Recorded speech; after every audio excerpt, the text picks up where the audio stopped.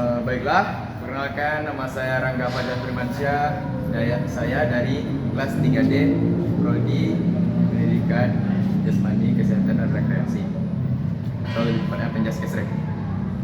Kali ini saya akan berbicara tentang pramuka dan rekreasi.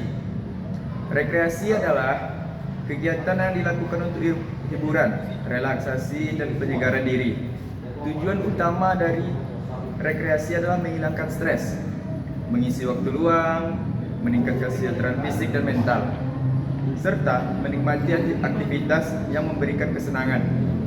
Karena di saat kita rekreasi atau dengan yang biasa disebut dengan healing, itu bisa mengurangi stres kita saat kita melakukannya, dan beban pikiran kita pun seolah-olah tidak ada di dalamnya karena kita sedang melakukan liburan.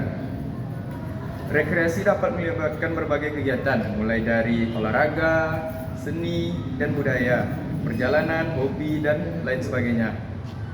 Karena dengan hal-hal tersebut, kita bisa mengurangi beban stres yang ada di pikiran kita. Ini adalah cara yang baik untuk melepaskan diri dari tuntutan sehari-hari dan menikmati waktu dengan cara yang menyenangkan. Karena kita melakukan hal tersebut atau kegiatan tersebut membuat kita senang. Karena kita melakukannya, yaitu pramuka itu adalah singkatan dari Praja Muda Karana. Praja Muda Karana itu adalah gerakan kepanduan yang didirikan oleh Baden Powell. Pramuka adalah kegiatan pendidikan bertujuan untuk mengembangkan karakter, keterampilan, kepemimpinan, dan rasa tanggung jawab pada pemuda. Aktivitas pramuka melibatkan petualangan di alam terbuka. Pramuka melibatkan petualangan di alam terbuka, belajar keterampilan bertahan hidup, pelayanan masyarakat, dan kegiatan sosial.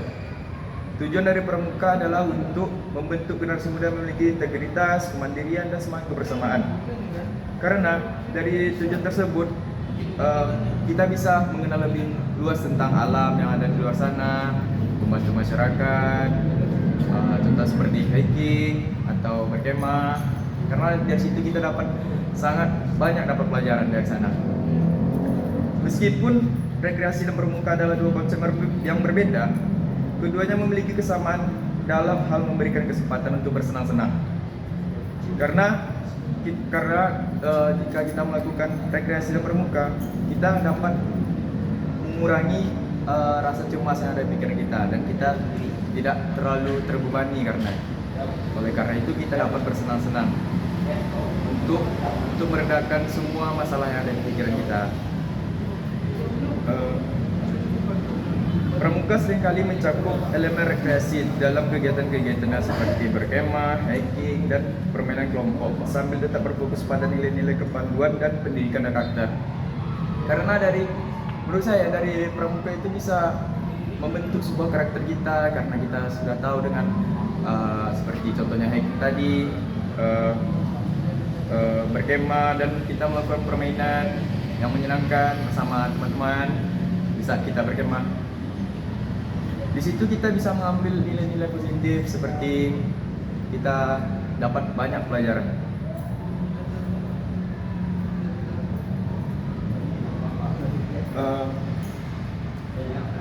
Baiklah, lanjut. Pendidikan luar sekolah.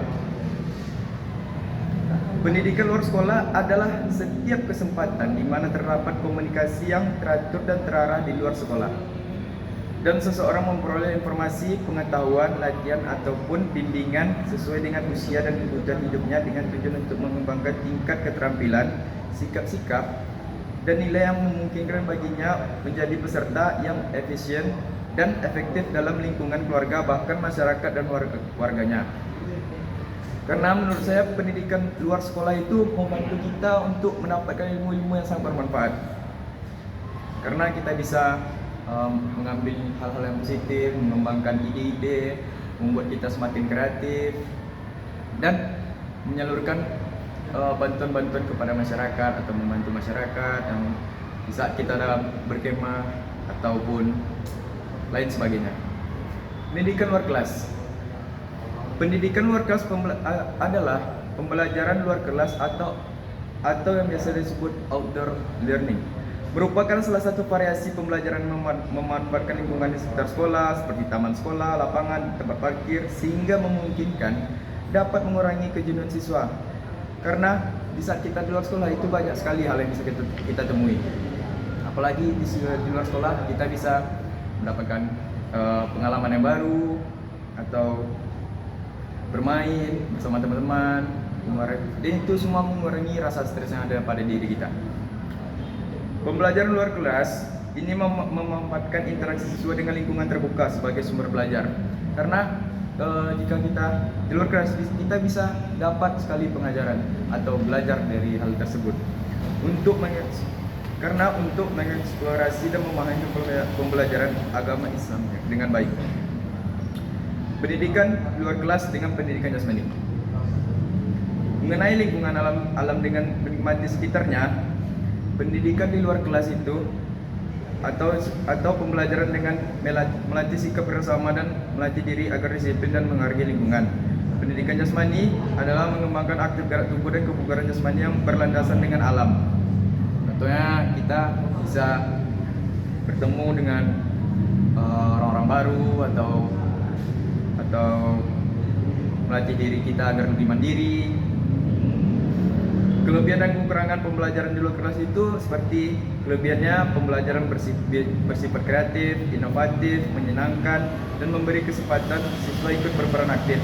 Pembelajaran di luar kelas memberikan kesempatan untuk mengalami konteks yang nyata dengan mata pelajaran. Aktivitas di luar kelas dapat membantu dalam pengembangan berbagai keterampilan, kerja tim, kreativitas, komunikasi. Yaitu kelebihan itu seperti kita bersama-sama melakukan hal yang kita bisa modifikasi atau kita bentuk atau kita buat, sehingga kita mendapatkan inovasi-inovasi yang terbaru dari hal tersebut. Kurangnya fokus dalam belajar, sulitnya pemantauan siswa, waktu akan habis lebih cepat. Karena dari kekurangan tersebut kita seolah-olah tidak fokus terhadap pembelajaran dibagi, karena kita sudah fokus terhadap kelebihannya pembelajaran di dalam kelas itu lebih menyenangkan daripada di dalam kelas. Karena kalau di dalam kelas kan ada sedikit bosan, kayak jenuh. Manfaat belajar di luar kelas itu seperti meningkatkan percaya diri kita, mengembangkan kreativitas siswa, mengembangkan keterampilan psikomotorik kita, meningkatkan kerjasama tim kita, melibatkan eksplorasi alam, mengembangkan karakteristik individu. Karena dengan manfaat belajar di kelas ini kita bisa tidak canggung karena sudah bisa belajar dari hal-hal baru. Terus kita bisa menambah inovasi-inovasi terbaru dari hal-hal yang kita temui. Rekreasi merupakan aktivitas yang dilakukan oleh orang-orang secara sengaja sebagai kesenangan atau untuk kepuasan. Umumnya dalam waktu senggang, rekreasi memiliki banyak bentuk aktivitas dimanapun tergantung pada pilihan individual. Beberapa rekreasi bersifat pasif seperti menonton televisi atau seperti olahraga. Karena tidak hanya dengan hiking ataupun berkemah, dengan hal lain pun kita bisa mendapatkan hal yang baru atau menyenangkan. Tujuan rekreasi itu untuk menghilangkan stres, pengendalian fisik dan mental, hubungan sosial, rekreasi sharing, melibatkan interaksi sosial seperti mengikuti komunitas. Tujuan pendidikannya yaitu membantu menciptakan keseimbangan antara pekerjaan dan waktu luang, mendorong pembelajaran aktif berbasis pengalaman untuk mengembangkan berbagai keterampilan fisik,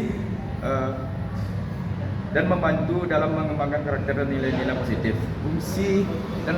Fungsi pendidikan rekreasi itu yaitu untuk meningkatkan kesehatan fisik dan mental, seperti kita tidak merasa terbebani, meningkatkan kualitas hidup peserta dengan memberikan kesenangan, relaksasi dan pengalaman yang bermanfaat, untuk meningkatkan minat bakat pribadi seseorang agar lebih leluasa ke depannya.